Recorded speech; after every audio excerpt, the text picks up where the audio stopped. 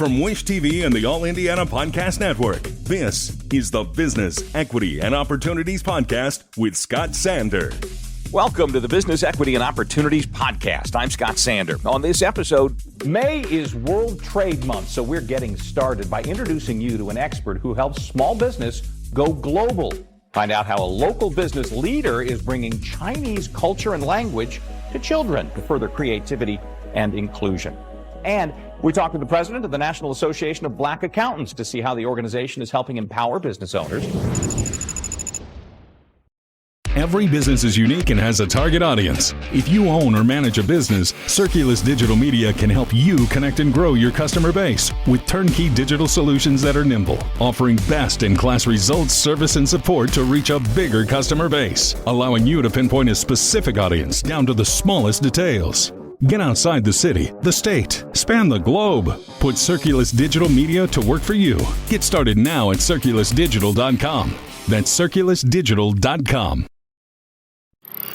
May is World Trade Month, so we're getting started by introducing you to an expert who helps small business go global. Andrew Reinecke is the president of Foreign Targets, an export development company.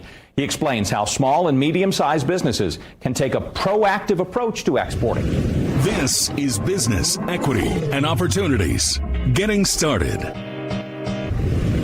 I'm Andrew Reinecke. I own and president of Foreign Targets, Inc. It's an export development company that walks firms and companies through the process of going global, going international, exporting their products outside of the U.S. And so there's a manner in which that's done, and it is a collection of about 8 steps that are used to help walk a company through finding out first what they know and don't know about exporting. Do they know about Incoterms? Do they know about pro forma invoices? Do they know that there are financial tools that can help them get guaranteed payment and offer open terms in foreign countries? A lot of companies don't know that. And then we help perform research to find out where in the world the products are most needed and where U.S. exports are for their product outside of the United States. And then we do benchmarking, which involves connecting with other companies that produce a complementary product but non-competing to discuss other export strategies that work. And the two companies can develop a good synergy that way, and it sometimes fast forwards the export process.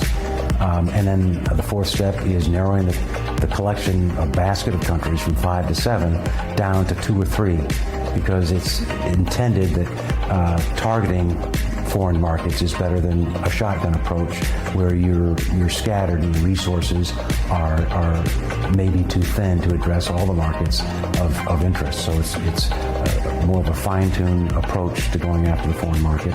The 5th stage is finding foreign partners and reps and distributors and buyers in those top markets. The 6th is just taking an analysis of all the contacts that the company and we've made over the course of this export development process and what each of those entities do to help along the way. The export assistance grants, Export-Import Bank in the United States, if there's a federal program that helps introduce the companies to foreign markets. And then the 7th is export compliance, which is making sure the product can be exported from the United States, and if there's an export license required, for what reason and for what countries. And the last is putting together a plan to make sure that those activities that help them reach those 2 to 3 countries is put together in an orderly format, and that there's somebody there tasked to pursue that plan. A lot of companies throughout the state and the country still think that we as Hoosiers and we as Americans don't export that much. And we do. Indiana last year leapfrogged Ohio, Georgia, Pennsylvania, New Jersey to become the 9th largest exporting state in the nation. Even though we're 18th in population, we ranked 9th in exports. $56.1 billion worth of goods left Indiana last year, and we expect that figure to continue to rise. And the country, in general, exported $3 trillion worth. Here's the point that I'd like to make about the potential, is that's great. Those figures are impressive. but they could be much more so. If you look at where we are as a state and as a country of our GDP coming from exports, it's around 11%. 11% of the state's GDP and the country's GDP come from exports. While economic rivals, China, Japan, Germany, Italy, Canada, South Korea, all of our major economic rivals are further down the list in terms of competition than the United States. And all of them have exports of 25, 30, 35, 45, and upwards of percent of their GDP coming from exports. And so if we look at that, 11% of GDP coming from exports could be 25% if we just learn to export more, if more companies took the plunge and developed their foreign market the way they could. That would mean Indiana exports well north of $110 billion. That's where we should be today. And it means for the country, exports north of $6.5 trillion. And there's only two nations on earth that have a larger GDP than just our potential exports, China and the United States. The potential is massive. Helping a company pursue foreign markets is like putting together a jigsaw puzzle. Every puzzle is different. There's never been a time where I've had a similar product or an exact duplication of effort. And getting back to the one question about steps that you can pursue, there are companies like Foreign Targets that offer and outsource to companies that would like to pursue foreign markets but don't have the internal time or the internal staff to do so. And so an export management company, an export development company can oftentimes work seamlessly with an existing company to pursue foreign markets. I become their export manager. The new children's show is in the works. It's called Kaiban Kids. Local business owner Sonny Lou Williams created it. Show's designed to teach kids about Chinese language and culture. This is Business, Equity, and Opportunities. Running your business day to day. I became a mom at 38. And so with Augie, I was thinking to myself, I've got a business to run, I've got a family, I've got a little one. How am I going to ever find the time to teach him Chinese on top of everything else? And so that pain point for me really weighed heavily for a while. We looked at a bunch of different opportunities for Chinese school, for just interventions that would be helpful in learning the language. And then we discovered that Augie was diagnosed with mild to moderate autism. And so because of that, we couldn't necessarily go to traditional routes of language teaching. And so when we identified that, this show had been percolating throughout. And there was some really exciting history around this. So I'm going to take everybody back 7 years. 7 years, a great friend of mine, Teresa Sabatine at the time, was the head of Film Indie and had an opportunity to really look at the geography of Indiana and its closeness to Chicago and Chicago's burgeoning film industry, and just the locations that we offered that were incredibly expensive if you were to do it in another state. Filming for school locations, filming for kind of rural America and the stories of the heartland, and filming for just open spaces, right? Circle City Mall, open space, now be fully utilized. So Teresa had this wonderful idea to say, how can we create and really increase the film and media industry throughout the state? And so a good friend of mine, I was invested in the work that she was doing. She shared and educated a lot with me. And lo and behold, the tax credit focused on film credit for the entertainment industry was passed. So that was a 7-year trajectory. Once it passed, there was this kind of high urgency to say, what are we producing? What are the stories that are coming out of here? So as a business person, I looked at it and said, this is a phenomenal tax credit opportunity, which is in its own way a sense of reverse funding. And I thought, maybe this is the right time to bring to life some of the passions, specifically this Chinese language teaching show. So, of course, with everything that we do in new business, we had to do a lot of research. So I, with Augie's support, have watched thousands of hours of educational programming. And what I found was those shows that were funded by the Federal Department of Education were intentionally formulaic in the way that they taught language, taught reading, and taught about cultural heritage, and in the form of Dora the Explorer, taught the Spanish language.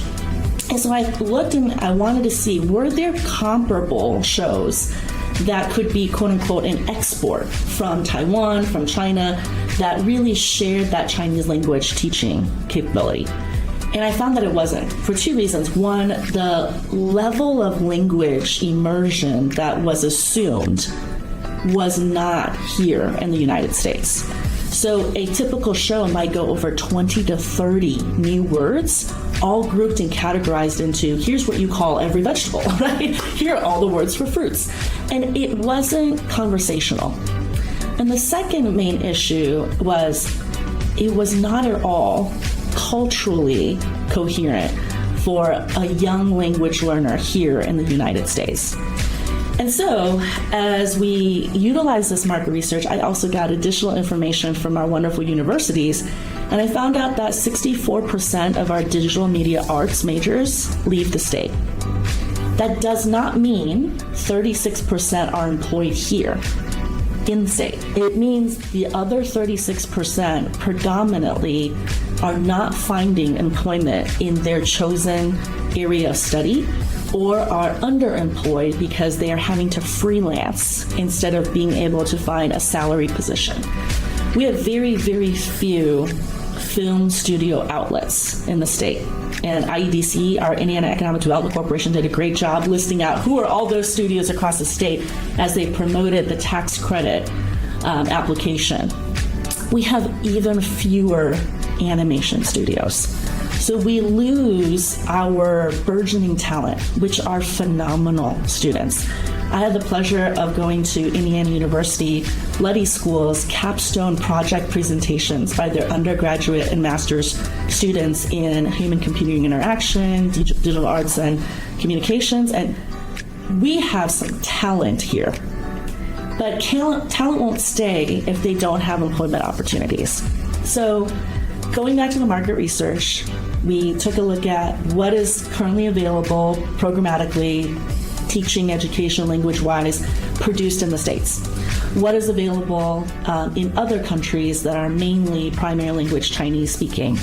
And then we went a third route of research to look at who can we partner with? What does this look like, right? So I'm a tech person, but I'm not an animation tech person, and I'm not a film industry expert. So we cast the net very broadly and had an opportunity to speak with some major film studio heads, the New Jersey Commission for Film individuals, and also had an opportunity to really look at what does animation mean. So as I was percolating on this, I just made a small post on LinkedIn, and that post turned into an AI sniffer that automatically connected me to a wonderful animation studio in Virginia called Epic Made. Epic Made is what I would term, in my words, certainly not their business slogan, in my words, the B team to Nickelodeon. So if you ever watch a Nickelodeon show and they have like a graduation special where all of the different cartoon characters come together and walk the stage, or they have like a spring break special, it's actually Epic Made doing that as the behind the scenes animators to group all of those characters together. So the AI automatically recommended that I set up a meeting with Carl Cleanthus, and I did. And so Epic Made is our animators. They took Little Dragon, which was the ideation concepting from a local student at Ivy Tech, Isabella Murata, who created the initial fine art sketches of Little Dragon. And then Little Dragon was then animated into this incredible Little Dragon character, as you'll see here in this segment, by the Epic Made team, again collaborating with our local students and with industry experts. This is Business Equity and Opportunities. Ghislaine St. Just is the president and CEO of the National Association of Black Accountants. She recently traveled to Indianapolis from the association's Washington, D.C. headquarters to meet with the Indiana CPA Society, hoping to work together to create more opportunities for black businesses. Business Equity and Opportunities got a special invitation to sit down with her to hear her thoughts about helping businesses and owners build wealth. This is Business Equity and Opportunities. Industry Focus. So NABA seeks to create a more just world by empowering black business leaders to achieve the best version of themselves at every point of the journey. Originally, NABA was the National Association of Black Accountants, but we have rethought accounting as a profession, as a field, but also as the language. It is for us the language of business, the language of money, and the language of wealth. And what we want to do is to help bridge, close the wealth gap for black people in this country by making sure that they understand this language, that they speak it rather fluently, and that they take the right actions to move themselves into, again, achieving success, whatever success is for them. We have 51 professional chapters in this country and 191 student chapters. I love Courtney and Allie. They were one of the few state societies that reached out to me when I began my tenure as president and CEO of NABA 3 years ago, and we are just imagining what we could do together in Indianapolis and in Indiana as a whole around issues of workforce development, building the pipeline, and quite frankly, overarchingly, how do we move people into more economic fluency in this state, by doing it together and solving for the challenges that we all know that businesses are struggling with, which is having access to a ready to technology savvy with great T skills workforce. We have a lot of issues that we are paying attention to. In the space of entrepreneurship, we actually brought back DOF, which is Division of Firms originally, which is now Diverse Organization of Firms, which are black-owned and operated professional services firms, so that we want to really focus on that, because we think of NABA at the intersection of direct service, movement building, and systems change, and we think that to the extent that black businesses don't have access to great accountants that look like them, great technologists that look like them, great, name all the professional marketing, social media, like ways to do business plans, etc. But there is a comfort with talking with someone that looks like you that has some of the same challenges, because we think that makes it, we don't like to look stupid, right? I mean, I spent 28 years of my career in financial services, and I know the challenges that so many small business owners have around human capital attraction and retention because of the benefits and sort of like the competitive pool, et cetera, that is out there. And so for us, we think about the number one thing we want to do is to build this group of like-minded professionals that are, again, in professional services, bring them together, give great training around all of the topic we just talked about. How do you think about developing a growth mindset, and therefore your business cannot be your paycheck? You actually have to run the business like a business and build a balance sheet and be able to invest in infrastructure and operations and hiring people. How do you think about succession plan? The thing that every business should be thinking about. How do you think about your business model? A lot of times I talk to entrepreneurs and they have a good idea, and I say, okay, so walk me through the economic value of the business model, and then, quickly the thing falls apart, which is why we know that they would not be successful. I think a lot of time we equate entrepreneurship with the idea of starting something new. I have a different perspective. I would love to see more people buy things that already exist and then grow them and scale them, right? We know that in professional services, there are multiple firms where, they were too small. Somebody's not going to come and buy them, or whatever the owner has in mind as their book value versus what somebody should really pay. Like, it's easier, I think, to bring folks with the appetite and the aperture to create a system where they could buy those books of business and already have a base from which to start, for example. And then you know what, there's all the place in which, again, I keep talking about infrastructure. Like, how do we support people in sort of like consortium, symposium, what have you not? Because we know that the cost of infrastructure is expensive. So how do we create those consortium, those symposium that people can have access to back office support, access to infrastructure, access to human capital in creative ways so that, you know what, they don't have to bear the cost on their own. That's the second leg of the strategy. And the third leg of the strategy, quite frankly, is to help them face the market. Right? We hear throughout this country how many state, local, federal grant get, big firms or bigger firms don't win because they mandate to have, sort of a minority segment into it.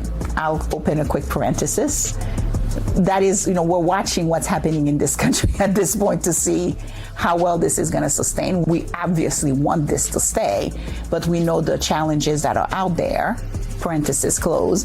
But at the end of the day, we think that there are lots of those opportunities that by helping to face the market, sort of like mentor protege models are some models that we've, looked into, that we've been interested in, to really think about what does that look like at scale, to have larger firms who want to go into that business have access to a pool of Black-owned and operated firms without having to go through too much hassle to get in touch with them, and providing some kind of a guarantee that they would be well-run, well-managed, with all that means, so that they too can thrive. I always think this more just world, I don't see this more just world as something that we're doing for Black people. I think we need to talk about the fact that we are very clear at NABA that we don't do this alone, and that to the extent that we have opportunity,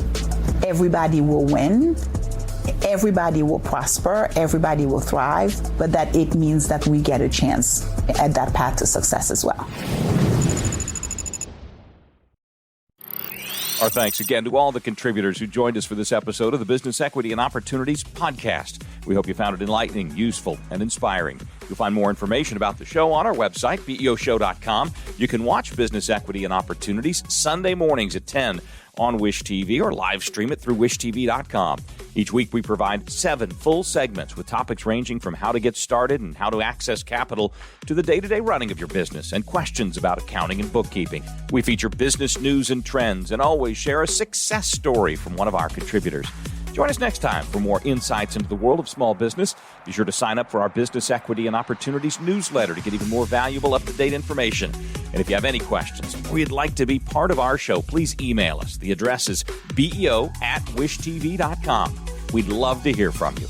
I'm Scott Sander. Thanks for listening. Watch the Business Equity and Opportunities show on Wish TV and access all of our content and share it on demand anytime at BEOshow.com. You can find more podcasts from Wish TV on the All Indiana Podcast Network at allindianapodcastnetwork.com.